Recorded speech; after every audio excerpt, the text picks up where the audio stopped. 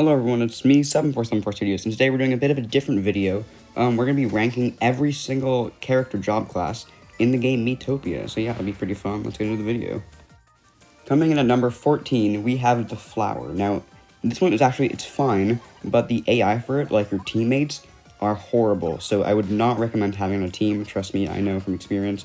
As soon as I unlocked the hidden jobs, I just ditched the Flower, and it was really worth it. Number 13, at this point, all the jobs past this are fine. Number 13 is the Pop Star. They're like fine characters, but I would definitely pick another class over them if I had the chance. So like, they're not bad, but they're not good either.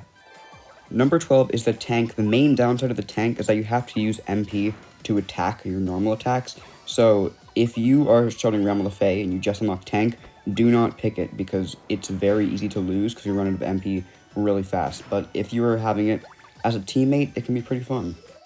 Number 11, just missing out on the top 10, is the Scientist. The best part about the Scientist is when there's a horde of enemies, there's like 8 of them, and you have unstable formula and you can just wipe them all out, but it doesn't get much better than that, honestly, but like, the rest of his moves are kind of just lackluster and not as unique or interesting as the rest of the characters, in my opinion. Now, I really would have liked to put this character higher, but number 10 is the Thief. It's just that their attacks don't really offer much. They're very good as a kind of support role. They can set up traps, they can get your team food to eat to regain their stats, but besides that, they just don't really do much in battle. Coming in at number 9 is the Cleric. The Cleric is an amazing support role to have on your team. The only downside is that if the rest of your team is bad, the Cleric will not do anything for you. So you have to have a good team in order for the Cleric to really be useful, and that's why it's this low on the list. Coming in at number 8 is the Princess. Now, I actually surprised myself by putting it this high, but I just recently started a playthrough using the Princess, and it is very fun.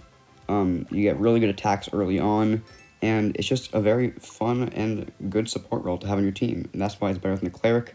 Not by much, but just a bit. Coming in at number 7 is the Imp, probably one of the most fun roles in the game, honestly. It's just that all the other roles above this are kind of just better in my opinion. There's nothing wrong with the Imp. It's just that the other ones are all just really good. Coming in at number 6, we have the Elf, the second of the hidden roles. It's a very solid class, and I would definitely recommend having it on a team, or at least trying it out once you unlock it. I just think that the other 5 are better in what they do, because for attacking the Elf's main strength, there's just other roles that do it better.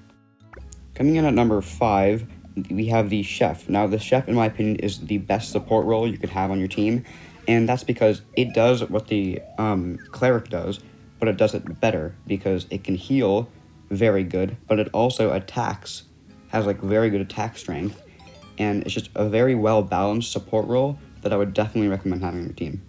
Coming in number 4 is the Vampire. They say the best offense is a good defense. With the Vampire, that makes it very literal, because if you hit the Vampire with a physical attack, it'll do half the damage of that attack back to you, and that is very good, and definitely something that can help a lot in tough battles. Coming to number 3 is the Cat. Now, the reason the Cat is here is because the Cat is very broken. You use Sharpened Claws, you use like Cat's Paw or Double Scratch, and you just instantly win. It is just so overpowered. A very fun role to have on your team, and I would definitely recommend picking one up if you like to breeze through the game. If not, I recommend one of these top 2 roles. Now, while these top 2 are very close, I do think Warrior is the worst out of the top 2, just because they have a great balance of defense and offense, but I think their speed is probably their biggest flaw, because they usually always move last unless you buff up their speed stat. That is probably one of the only reasons why they lose out. They're very good in every other aspect. They're just slow, and honestly, that's what it comes down to for our number 1 pick. And that leaves us with the number 1 job, the Mage. And in my opinion, the Mage is the best job to have, just because magic is very useful, and obviously the Mage is best at that. They have lots of good attacks like Explosion, which is good for clearing out hordes, like the Scientist's unstable formula, but it's even more powerful, which is better.